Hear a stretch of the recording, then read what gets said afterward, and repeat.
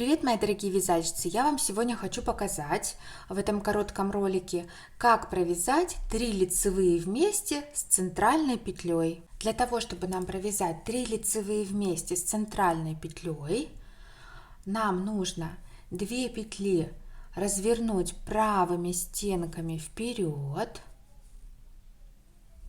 и снять их на правую спицу вот таким вот образом, слева направо. То есть вот что у нас получилось. Далее провязываем одну петлю лицевой и эти 2 петли накидываем на эту петлю. И у нас получилось 3 петли вместе с центральной петлей. Вот так вот это выглядит.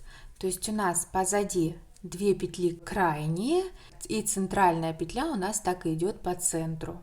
Надеюсь, это видео пригодится в вашем вязании. С вами была Тоня Февралева. Я всех вас люблю, целую, обнимаю. Желаю всего самого хорошего. Пока!